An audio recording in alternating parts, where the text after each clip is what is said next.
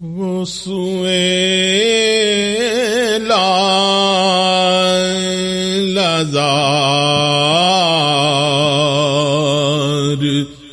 پھر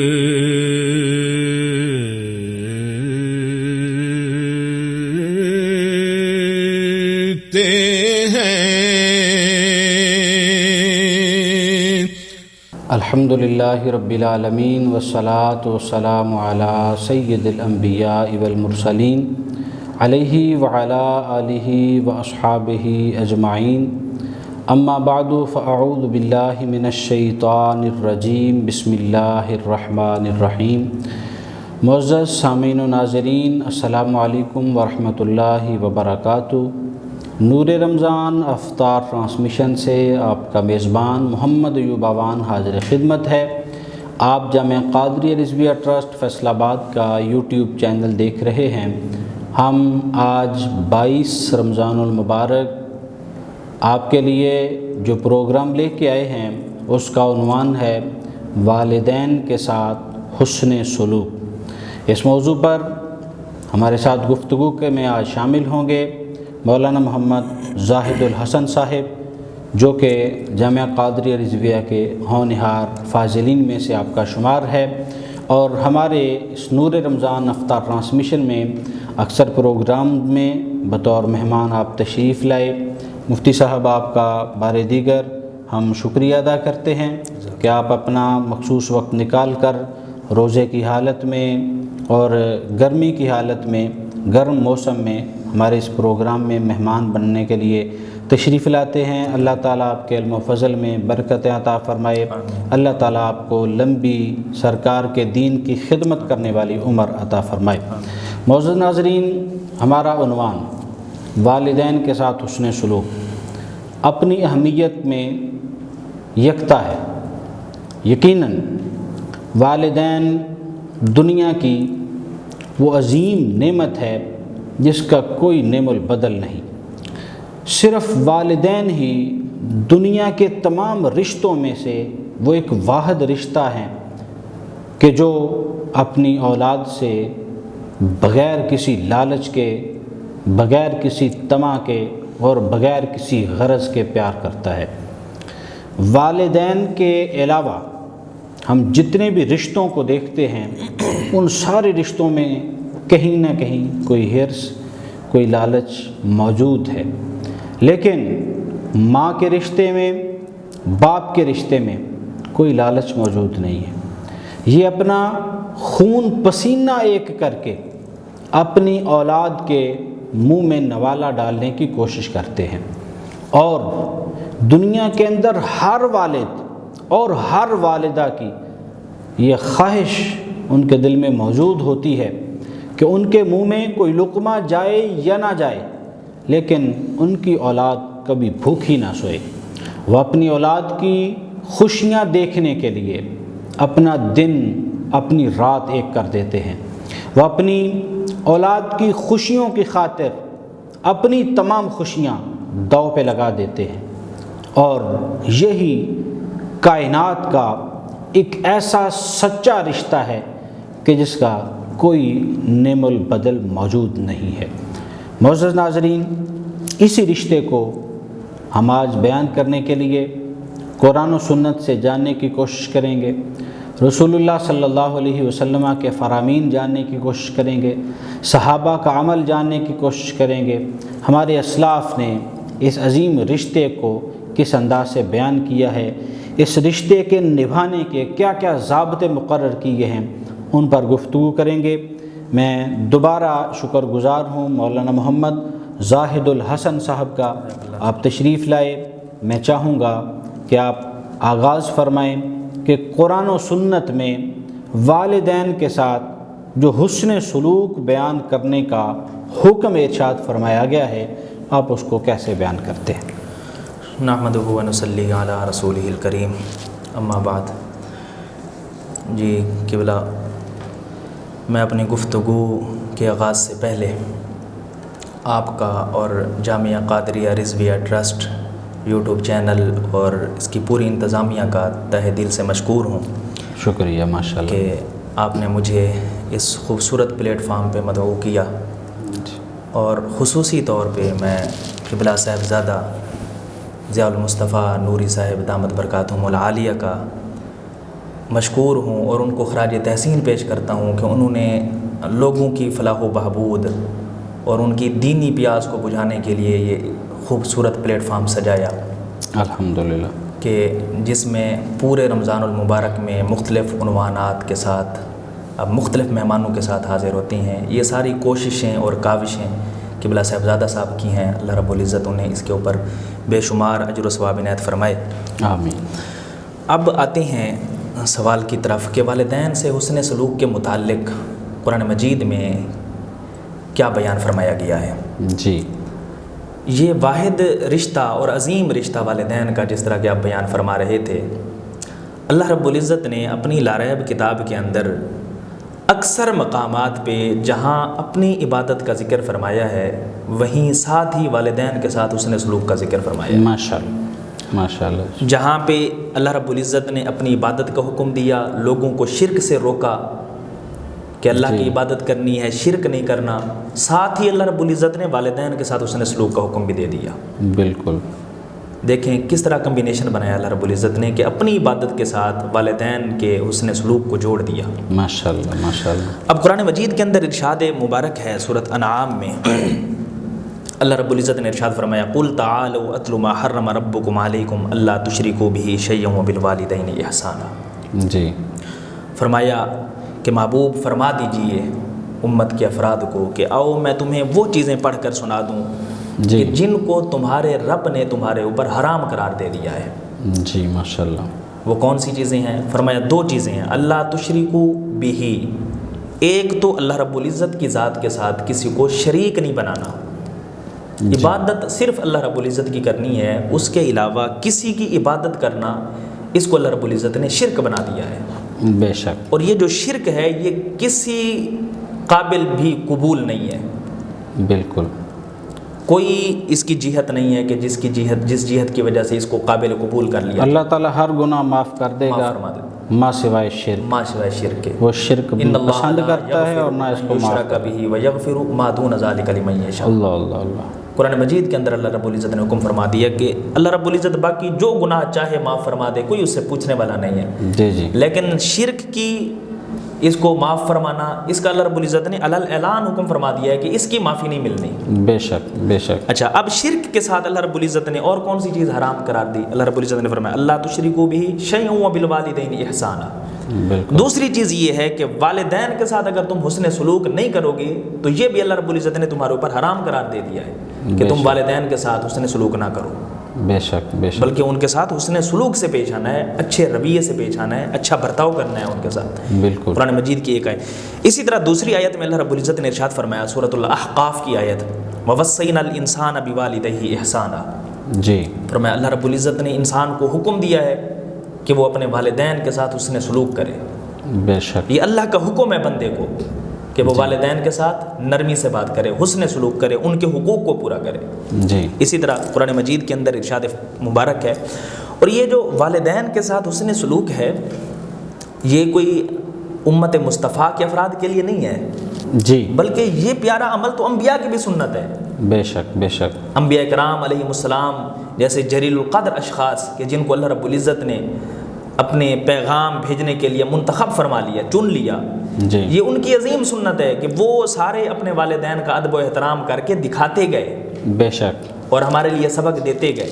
بے شک، حضرت یوسف علیہ السلام کے متعلق ہے کہ جب آپ نے اپنے بھائیوں کو واپس بھیجا کہ جائیں اپنے والد صاحب کو لے کر آئیں میرے پاس، اور یہ بنیامین میرے پاس ہے، جی، تو اس کو قرآن مجید نے بیان فرمایا فلما دخلوا علی یوسف آوی الیہ ابویہ وقال ادخلوا مصر ان شاء اللہ آمنین، سورہ یوسف کے اندر، کہ جب حضرت یوسف علیہ السلام کو خبر ہوئی کہ ان کے والد صاحب تشریف لا رہے ہیں، جی، تو آپ اپنی فوج کے ساتھ بمائے لشکر مصر شہر سے باہر تشریف لے گئے اور اپنے والد صاحب کا استقبال کیا، اور استقبال کیا، ان کو عزتوں سے نوازا، بے شک بے شک، اور ان کو گلے لگایا، ان کو اپنے ساتھ لے تخت پہ بٹھایا، اور انہیں کہا کہ آپ مصر میں رہ جائیں، اللہ رب العزت اس میں امن پیدا کر دے گا۔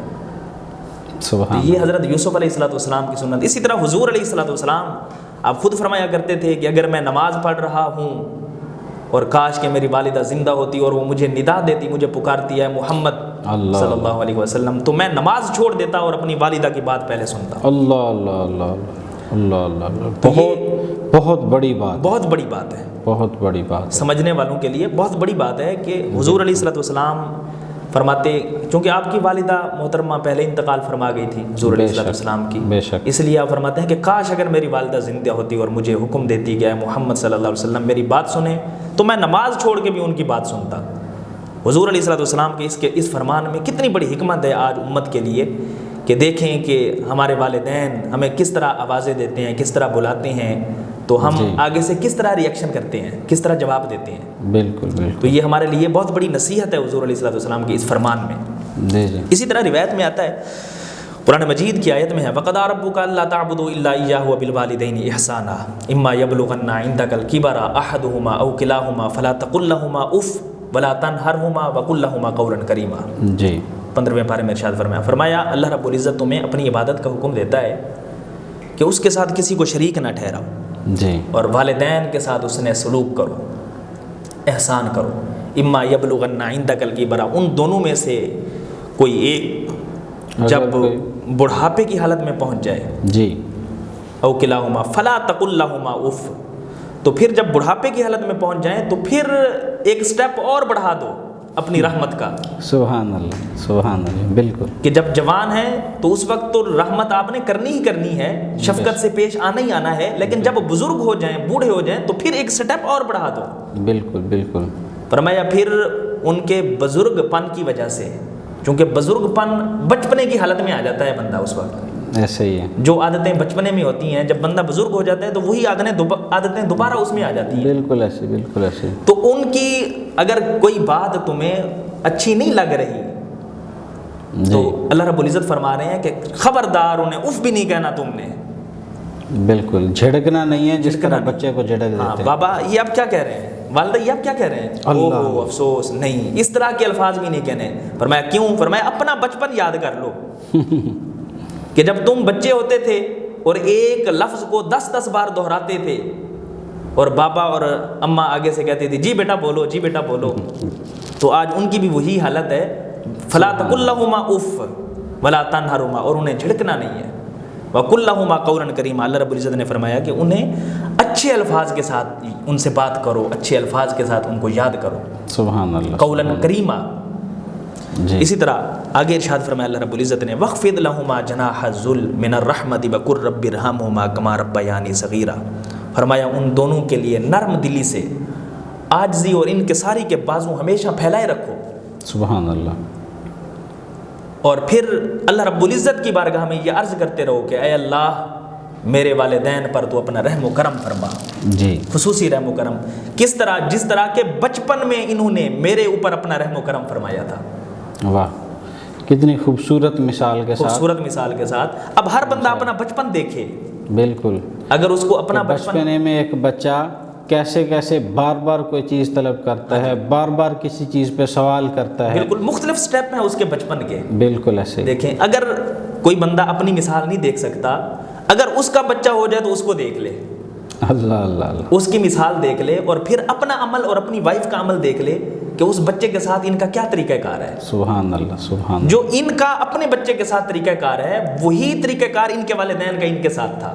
بے شک بے شک، کہ ایک 9 مہینے تک ایک والدہ اپنے بچے کو اپنے پیٹ میں اٹھائے رکھتی ہے، اور وہ کس قدر ایک ایک لمحہ مشکل اور اذیت میں گزارتی ہے، بے شک، اور پھر والد اس کی تگ دو، ہر اس کی خواہش پوری کرنے کے لیے تگ دو کرتا ہے، محنت کرتا ہے کہ میرا بچہ صحت مند پیدا ہو، اس کو کسی قسم کا عیب نہ ہو، اس کی خوراک کا انتظام کرتا ہے۔ جب بچہ پیدا ہو جاتا ہے تو دونوں والدین کس قدر 2 3 4 سال پریشانیوں میں گزارتے ہیں کہ اس کو ایک ایک سٹیپ سکھا رہے ہیں والدین۔ بالکل، اگر ایسا کہا جائے تو بالکل غلط نہیں ہوگا کہ اس کو ایک بندہ بنا رہے ہیں، اس کو جوان کر رہے ہیں۔ بے شک بے شک، اس کی بچے کی اپنی کوئی مہارت نہیں ہے، والدین کی مہارت ہے کہ وہ راتوں کو جاگ کر اگر وہ ایک پل کے لیے بھی چیخ اٹھے تو دونوں اٹھ کے بیٹھ جاتے ہیں، واہ واہ واہ، سبحان، چاہے سارا دن کام ہی کیوں نہ کرنا پڑے، مزدوری کیوں نہ کرنا پڑے، لیکن اگر رات کو وہی چھوٹا بچہ ایک بار بھی چیخ اٹھے نا تو دونوں اٹھ کے اس کی دیکھ بھال کرنے کے لیے بیٹھ جاتے ہیں۔ بے شک بے شک، یہ کتنے قیمتی سٹیپ ہیں جو بیٹا اور بیٹی جوان ہو کے بڑے ہو کے یہ ساری چیزیں بھول جاتے ہیں۔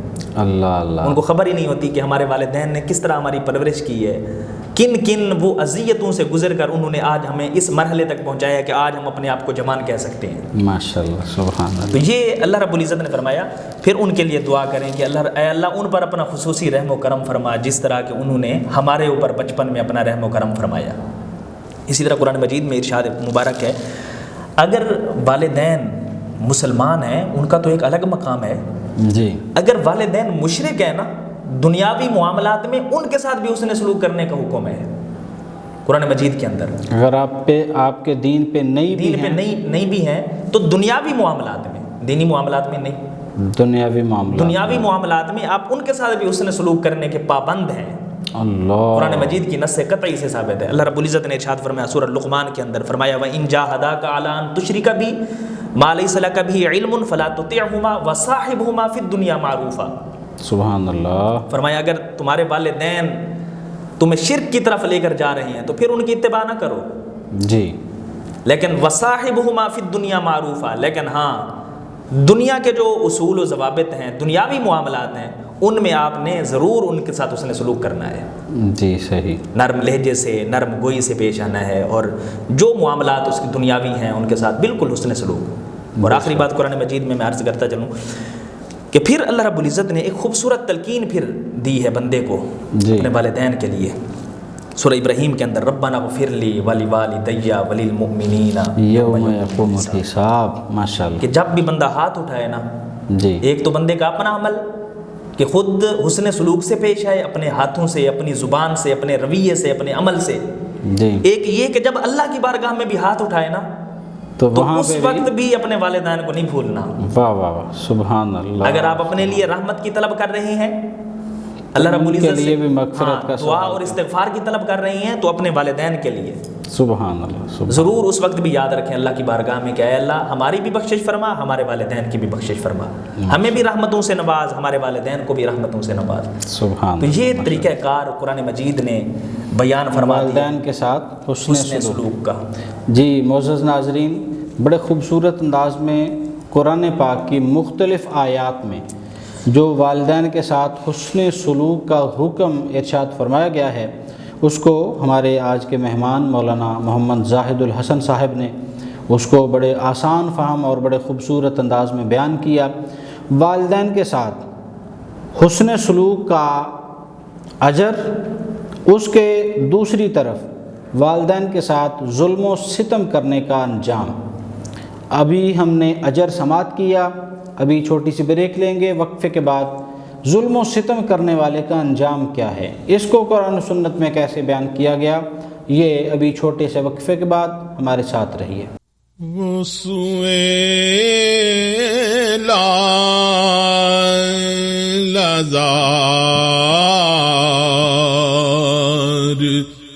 پھر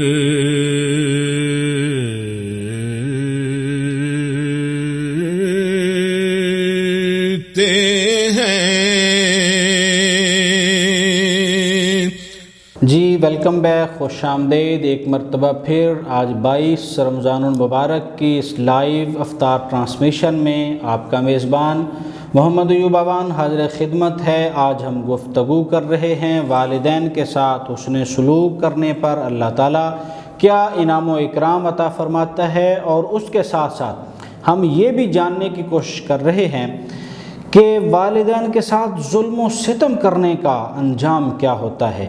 اس پر ہمارے آج کے فاضل دوست محمد زاہد الحسن صاحب اس پر اپنی خوبصورت الفاظ میں روشنی ڈال رہے ہیں۔ ہم اس دعا کے ساتھ آگے بڑھتے ہیں کہ جن بھی ماؤں بہنوں کی گود ابھی اولاد کی نعمت سے خالی ہے، اللہ تعالیٰ ان کو اولاد جیسی اور اولاد نرینہ جیسی عظیم نعمت عطا فرمائے۔ جن کی اولاد ہے اس اولاد کو اللہ تعالیٰ والدین کا فرما بردار بنائے، سچا عاشق رسول بنائے۔ جی اپنی گفتگو کا آغاز اس طرح کریں گے کہ اجر کے ساتھ ساتھ جو والدین کے ساتھ حسن سلوک نہیں کرتے، ظلم و ستم کی داستان رقم کرتے ہیں، ان لوگوں کا انجام آپ کیا بیان فرمائیں گے؟ جی وہ لوگ اور ایسے بدبخت لوگ جو والدین کے ساتھ ظلم و ستم کرتے ہیں جی وہ معاشرے کے سب سے گھٹیا ترین لوگ ہیں، بالکل فاسق اور لعین ترین شخص ہیں وہ لوگ، بالکل۔ اور اللہ رب العزت کے غضب کا سب سے زیادہ نشانہ بننے والے وہ لوگ ہیں۔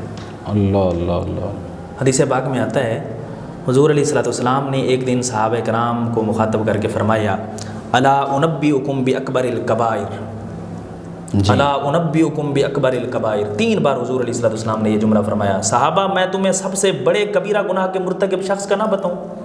اللہ اللہ جو اللہ۔ سب سے بڑا کبیرہ گناہ کرنے والا شخص ہے۔ صحابہ نے عرض کی یا رسول اللہ کون ہے وہ؟ جی کون ہے بدبخت کہ جس کے بارے میں آپ 3 بار تنبیہ فرما کے بات کر رہے ہیں؟ حضور علیہ الصلوۃ والسلام نے فرمایا الاشراک باللہ وعقوق الوالدین، جی فرمایا وہ بدبخت ہے کہ جو اللہ کے ساتھ شرک کرتا ہے، والدین کی نافرمانی کرتا ہے، ان کے اوپر ظلم و ستم کرتا ہے، یہ سب سے بڑا کبیرہ گناہ کا مرتکب ہے۔ اسی طرح روایت میں آتا ہے اللہ حضور علیہ الصلوۃ والسلام نے فرمایا ثلاثۃ لا يدخلون الجنہ العاق لوالدیہ والدیوس والرجلۃ من النساء۔ جی حضور علیہ الصلوۃ والسلام نے فرمایا 3 ایسے بدبخت ہیں جو جنت میں نہیں داخل ہوں گے، جنت میں ان کا داخلہ روک دیا جائے گا۔ اللہ اللہ۔ کون کون سے؟ حضور علیہ الصلوۃ والسلام نے فرمایا ایک وہ جو والدین کا نافرمان ہے، جی ایک وہ دیوس شخص، دیوس اس شخص کو کہتے ہیں کہ جس کی بیوی کسی غیر محرم سے ملے اور اس کو غیرت نہ آئے، اللہ اللہ اللہ۔ اس کو دیوس کہتے ہیں۔ قیامت کے دن اس شخص کو بھی جنت کے دروازے پر روک دیا جائے گا۔ سبحان اور اللہ۔ تیسرا وہ شخص حضور علیہ الصلوۃ والسلام نے فرمایا کہ جو ہے تو مرد لیکن اپنی بناوٹ سجاوٹ عورتوں جیسی کرتا رہتا ہے، ان کا داخلہ جنت میں بند ہو جائے۔ مرد ہونے پہ فخر نہیں ہے، بلکہ وہ عورتوں جیسی ادائیں اللہ کی اپنانے عطا کو- پہ اسے فخر نہیں ہے، اللہ وہ اللہ اللہ کی عطا کو قبول نہیں کر رہا سبحان اللہ ماشاء کہ اللہ۔ اللہ رب العزت نے اسے جو عطا دی ہے اپنی رحمت سے نوازا ہے۔ لقد جی۔ خلقنا الانسان فی احسن تقویم کی ایک خوبصورت مثال قائم کی ہے اللہ رب العزت نے، جی۔ وہ اس کو قبول نہیں کر رہا، بے شک تو بے شک۔ قیامت کے دن اس کو بھی جنت میں داخل ہونے سے روک دیا جائے گا۔ اسی طرح روایت میں آتا ہے حضور علیہ الصلوۃ والسلام نے فرمایا ثلاثۃ لا يقبل اللہ منہم صرفا ولا عدلا، جی فرمایا 3 ایسے بدبخت ہیں جن کی نہ کوئی نفل قبول کی جاتی ہے نہ کوئی فرائض قبول کیا جاتا ہے۔ بے شک بے شک۔ بے شک عبادتوں کے ڈھیر لگا دیں، نفلی پڑھتے رہیں، صدقات و خیرات کرتے رہیں، فرائض پڑھتے رہیں، اپنے حساب سے وہ بڑے حاجی غازی ہوں گے، لیکن حضور علیہ الصلوۃ والسلام نے فرمایا نہیں، ان کا کوئی عمل بھی قابل قبول نہیں ہے۔ وہ کون سے؟ فرمایا عاقن و منان و مکذب بقدر، جی ایک وہ جو والدین کا نافرمان ہے، ایک وہ جو منان ہے، صدقہ خیرات دے کر پھر احسان جتاتا ہے، اللہ اللہ سبحان اللہ سبحان۔ کسی کی ہیلپ کر کے اللہ کے دیے ہوئے مال میں سے دے کر اس کو پھر جتلاتا جتلاتا ہے، رہتا ہے، دباتا ہے، تانا دیتا ہاں ہے۔ جی، یہ وہ شخص۔ اور تیسرا وہ شخص جو تقدیر کے اوپر ایمان نہیں رکھتا، صحیح۔ کچھ ہو جائے تو یہ اس کی وجہ سے ہو گیا، یہ فلاں چیز کی وجہ سے ہو گیا، یہ فلاں چیز کی وجہ سے ہو گیا، نہیں، جو ہوا ہے وہ اللہ کے حکم سے ہوا ہے، بے شک یہ تقدیر ہے۔ حقیقت ہے۔ تو اس چیز کو جو تقدیر کو نہیں مانتا اس کا بھی کوئی صدقہ خیرات فرض نفل اس کا بھی قبول نہیں ہوتا۔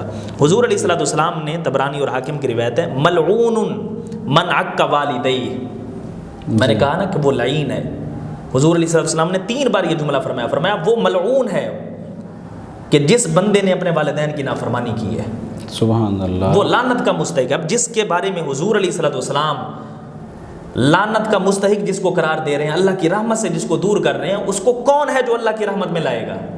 سبحان اللہ۔ کسی کی ہے جرت کہ جو اللہ کی رحمت میں اس بندے کو لائے جس بندے کو اللہ رب العزت اللہ کی رحمت سے دور کر رہے ہیں، اللہ اللہ اللہ۔ اور اللہ کی لعنت کا مستحق۔ اسی طرح روایت میں آتا ہے لعن اللہ من سب والدیہ، حضور علیہ الصلوۃ والسلام نے فرمایا اللہ کی لعنت اس بندے پر جو اپنے والدین کو گالیاں دیتا ہے، استغفر اللہ۔ ظلم و ستم کرتا ہے۔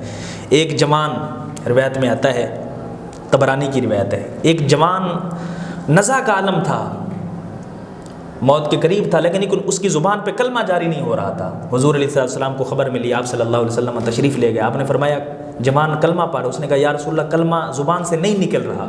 جی پوچھا گیا وجہ کیا ہے، تو بتایا گیا کہ یا رسول اللہ صلی اللہ علیہ وسلم اس کی والدہ تھی، یہ اپنی والدہ کا نافرمان تھا، جی اس کی والدہ کو بلایا گیا۔ حضور علیہ السلام نے فرمایا کہ کیا تو اس بات کو پسند کرتی ہے کہ تیرے بیٹے کو جہنم کی آگ میں ڈال دیا جائے، یا تو اس بات کو پسند کرتی ہے کہ تو اسے معاف کر دے اور یہ جنت میں چلا جائے؟ تو اس نے عرض کی یا رسول اللہ میں اسے معاف کرتی ہوں۔ ماں تھی نا، ماں تھی، ماں تھی تو تو اس نے فوراً کون سی ماں ہے جو اپنے بیٹے کو جہنم جاتے دیکھ بھی سکے؟ ظلم و ستم اس کے اوپر ہوتا دیکھ لے. اللہ تو اس نے کہا یا رسول اللہ میں اسے معاف کرتی ہوں. جیسے ہی اس نے معاف کیا اس کی زبان پہ کلمہ طیبہ جاری ہوا اور اس کی روح نکل گئی. اللہ. اور پھر حضور علیہ السلام نے فرمایا الحمدللہ الذی انقذہ بی فی النار. حضور علیہ السلام نے فرمایا کہ تمام تعریفیں اللہ کے لیے کہ جس نے میرے تصدق سے آج اس بندے کو جہنم کی آگ سے بچا لیا. سبحان اللہ. کتنا بڑا جملہ کہ اگر آج اس کی ماں اسے معاف نہ کرتی اور اس کا خاتمہ ایسے ہی ہو جاتا تو یہ سیدھا جہنم میں جاتا. استغفر اللہ. اسی طرح روایت میں آتا ہے حضور علیہ السلام کا فرمان ہے کل الذنوب یؤخر اللہ منها ما شاء الى یوم القیامہ الا عقوق الوالدین فإن اللہ یعجلہ لصاحب فی الحیات قبل الممات. جی. حضور علیہ السلام نے فرمایا کہ ہر گناہ اللہ رب العزت چاہے تو اسے آخرت تک مؤخر کر دے, دنیا میں اس کی سزا نہ دے. بے شک. لیکن والدین کی نافرمانی اور ان کے اوپر ظلم و ستم ایسا گناہ ہے کہ ہو ہی نہیں سکتا کہ بندے کو اللہ رب العزت دنیا میں اس کی سزا نہ دے. سبحان اللہ. مثال کے طور پہ اگر آج آپ اپنے والدین کے ساتھ کر رہے ہیں تو وہ دن دور نہیں ہے کہ جب آپ کی اولاد آپ کے ساتھ کرے گی. بے شک. اور اس سے بھی بھیانک کرے گی. کیوں؟ کیونکہ یہ اللہ کے رسول کا وعدہ ہے. بالکل. کہ اللہ رب العزت اس کی سزا تمہیں دنیا میں دے گا. بالکل بالکل. اسی طرح روایت میں آتا ہے حضور علیہ السلام نے فرمایا طاعت اللہ طاعت الوالدی و معصیت اللہ معصیت الوالد. جی. اللہ کی اطاعت دراصل ہے ہی والد کی اطاعت میں.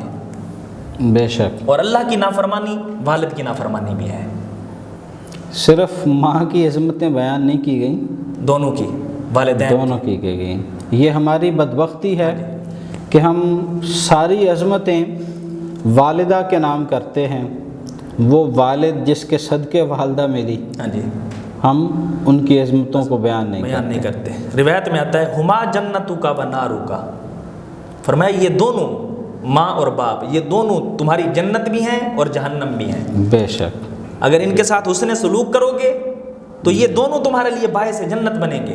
بالکل. ان کی وجہ سے اللہ رب العزت تمہیں جنت عطا فرما دے گا. اگر تم ان کی نافرمانی کرو گے, ان کے ساتھ ظلم و ستم کرو گے بنار ہوگا, تو یہ دونوں تمہارے لیے باعث جہنم ہے. جی. ان کی وجہ سے تم جہنم میں جاؤ گے. اچھا, اس سے آگے آپ یہ بیان فرمائیں کہ ایک انسان کے پاس والد بھی موجود ہے, والدہ بھی موجود ہے. بحیثیت اولاد کے اس پر ان دونوں میں سے کس کا حق زیادہ ہے, کس کی وہ خدمت زیادہ کرے, والد کی یا والدہ کی؟ اب اس میں دیکھتے ہیں حضور علیہ السلام کے فرمان مقدس موجود ہیں. ام المومنین حضرت سیدہ عائشہ صدیقہ رضی اللہ تعالی عنہا سے روایت ہے, وہ فرماتی ہیں سألت رسول اللہ صلی اللہ علیہ وسلم ای الناس اعظم حقا علی المرأة. یا رسول اللہ صلی اللہ علیہ وسلم عورت پر سب سے زیادہ حق کس کا ہے؟ جی. حضور علیہ السلام نے فرمایا زوجہا, اس کے خامند کا. جی. پھر آپ نے عرض کی یا رسول اللہ صلی اللہ علیہ وسلم فأی الناس اعظم حقا علی الرجل. یا رسول اللہ مرد پر سب سے زیادہ حق کس کا ہے؟ فرمایا امہ, اس کی ماں کا. صحیح. عورت پر اس کے خامند کا, مرد پر اس کی ماں کا زیادہ حق ہے. لیکن آج ہم الٹے ہی چل رہے ہیں. سبحان اللہ. والدین کو اذیت دیتے ہیں بیوی کے کہنے پر. جی بالکل. بیوی کو خوش رکھتے ہیں تو والدین کو اس کے مقابلہ میں ان کے اوپر ظلم و ستم کرنا شروع, ناراضگی مول لے لیتے ہیں. اسی طرح حضرت سیدنا ابو ہریرہ رضی اللہ تعالیٰ عنہ کی روایت ہے, وہ فرماتے ہیں کہ ایک بندہ آیا جا رجل الی النبی صلی اللہ علیہ وسلم فقال یا رسول اللہ من احق الناس بحسن صحابتی فقال امک قال ثم من قال امک قال ثم من قال امک. ایک بندہ ہے, اس نے عرض کی یا رسول اللہ صلی اللہ علیہ وسلم میرے حسن سلوک کا سب سے زیادہ مستحق کون ہے؟ جی. آپ صلی اللہ علیہ وسلم نے فرمایا تیری ماں. اس نے پھر کہا یا رسول اللہ پھر کون ہے؟ فرمایا پھر بھی تیری ماں. اس نے پھر عرض کیا یا رسول اللہ پھر کون ہے؟ فرمایا پھر بھی تیری ماں. سبحان اللہ. 3 بار حضور علیہ السلام نے فرمایا کہ تیری ماں تیرے حسن سلوک کی زیادہ مستحق ہے. جب اس نے 4تھی بار پوچھا تو حضور علیہ السلام نے فرمایا ابو کا, اللہ اللہ, کہ تیرا باپ. سبحان. 3 درجے ماں کو دیے اور 1 درجہ باپ کو دیا. لیکن اس کا یہ مطلب نہیں ہے کہ جب ماں اور باپ دونوں ان کی آپس میں ناراضگی ہو جائے یا کسی بات پہ اختلاف ہو جائے تو آپ نے باپ کو چھوڑ دینا ہے اور ماں کے ساتھ مل جانا ہے. یہ مطلب نہیں ہے. نہیں, اس وقت آپ نے دونوں میں توازن قائم کر کے دونوں کی آپس میں پیار محبت کے ساتھ صلح کروانی ہے. یہ نہیں ہے کہ ماں کے ساتھ مل کے باپ کو اذیت دو. بالکل. یہ اسلام نے قطعاً اس کو برداشت نہیں کیا. بے شک بے شک. جی ناظرین, ہم آج مولانا محمد زاہد الحسن صاحب سے بڑی خوبصورت انداز میں والدین کے حقوق پر گفتگو سماعت کر رہے ہیں۔ یقیناً میں نے جیسا کہ پہلے عرض کیا، والدین کا رشتہ انسان کی زندگی کا سب سے قیمتی ترین رشتہ ہوتا ہے، اور یہی ایک وہ سچا رشتہ ہے کہ جس میں کسی قسم کی کوئی کمی یا کوتاہی باقی نہیں ہوتی۔ والدین کے ساتھ حسن سلوک کس طرح کرنا چاہیے، قرآن و سنت میں اس کے کیا احکامات نازل ہوئے ہیں، اور جو حسن سلوک نہیں کرتے ان کے لیے کیا عتاب، کیا عذاب، کون سا انجام ان کے لیے اعلان ہوا ہے، اس پر ہم نے آج گفتگو سماعت کی۔ میں آخر میں عرض کروں گا کہ والدین جس کے زندہ ہیں اس کے لیے تو ہم نے اجر کا ذکر کیا، جس کے والدین وفات پا جائیں تو وہ اپنے والدین کے لیے کیا کر سکتا ہے، اس اولاد پر اپنے والدین کے کیا حقوق ہیں، اس کو بھی ذرا بیان فرما دیں۔ جی بالکل، والدین کے حقوق بعد الموت، جی ان کو بھی حضور علیہ الصلوۃ والسلام نے بیان فرمایا، جی جن میں سے میں مختصر عرض کروں کہ والدین کی وفات کے بعد ان کے جنازے کا اہتمام کرنا، تجہیز و تکفین، غسل کا اہتمام کرنا، ان کے لیے ہمیشہ دعا و استغفار، ان کے لیے نفلی صدقات، اسی طرح اعمال صالح کا ثواب ان کو پہنچانا، جی اسی طرح اگر ان کے اوپر کوئی قرض ہو تو ان کے قرض کو جلدی طور پہ ادا کرنا، اگر وہ کوئی شرعی وصیت کر کے گئے ہیں تو ان کی وصیت کو پورا کرنا، اسی طرح ہر جمعہ ان کی قبور کی زیارت کرنا اور ان کے لیے دعائے مغفرت کرنا، صحیح، والدین کے رشتہ داروں کے ساتھ اس نے سلوک کرنا، والدین کے دوستوں کے ساتھ اس نے سلوک کرنا۔ تو یہ چند ایک حقوق ہیں جو اولاد کے اوپر وفات کے بعد لازم ہوتے ہیں، والدین کی وفات کے۔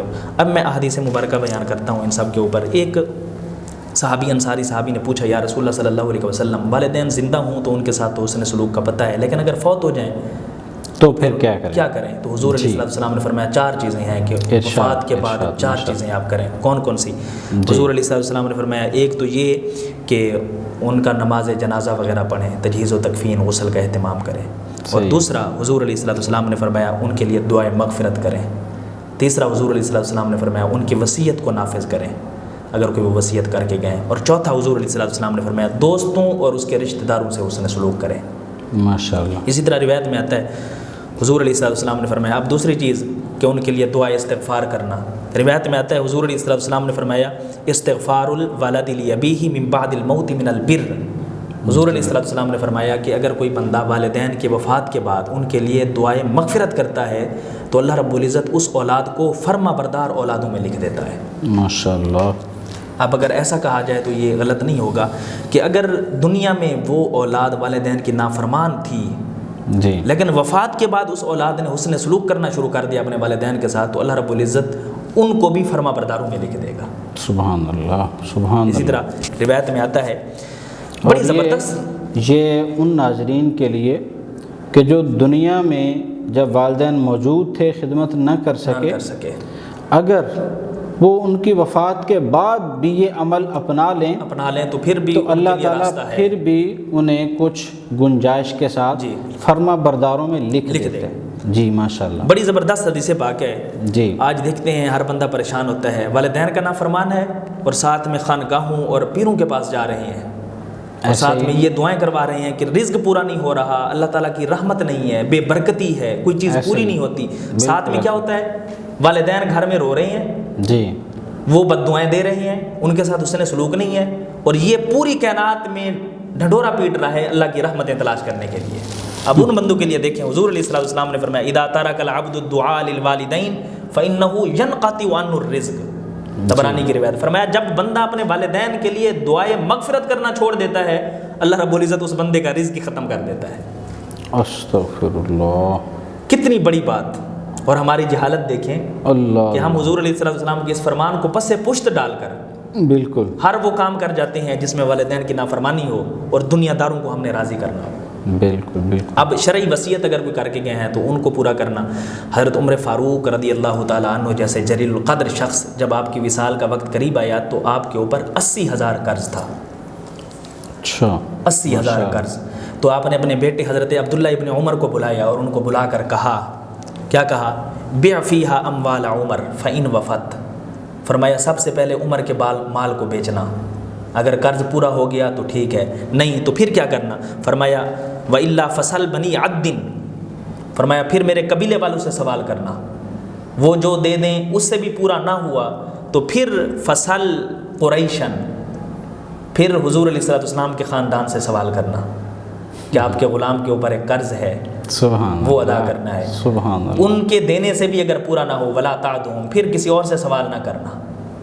اور پھر ایسا ہی ہوا، حدیث پاک میں آتا ہے حضرت عبداللہ ابن عمر نے جنازے سے پہلے انصار و مہاجرین صحابہ کرام کو گواہ بنا کر کہا کہ یہ قرض اب میرے ذمہ ہے، میں اس کا ضامن ہوں۔ اور آپ رضی اللہ تعالیٰ عنہ کے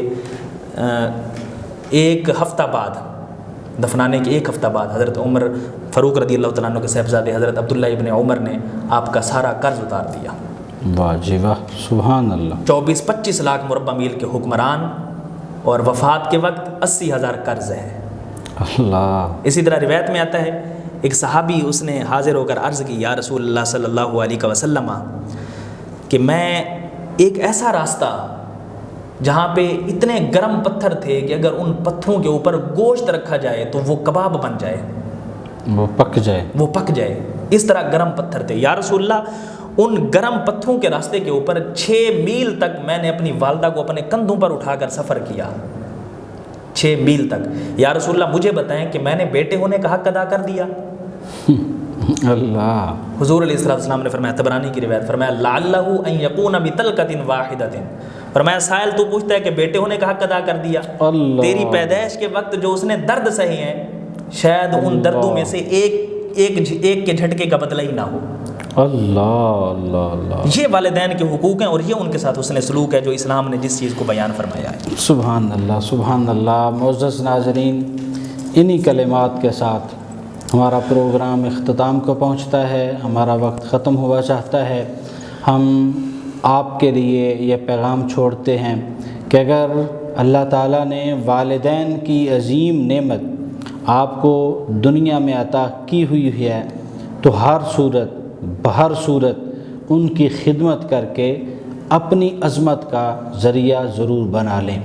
والدین کی خدمت کریں، والدین کی خدمت آپ کو دنیا کے اندر بھی آخرت کے اندر بھی آپ کی نجات کا سبب بھی بنے گا اور عزت و تکریم کا سبب بھی بنے گا۔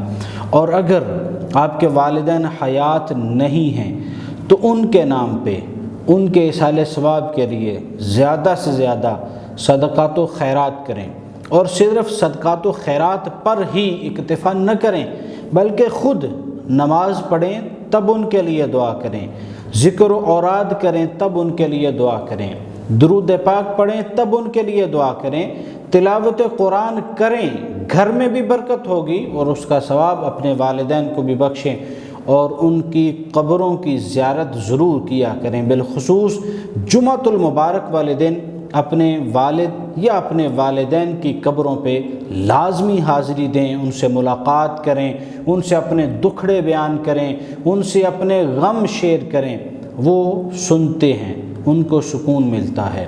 انہی کلمات کے ساتھ آپ کا میزبان محمد ایوب اوان اجازت چاہتا ہے، کل دوبارہ اسی وقت ملاقات ہوگی۔ اللہ حافظ و نگہبان۔ وہ سوئے لا، 'لا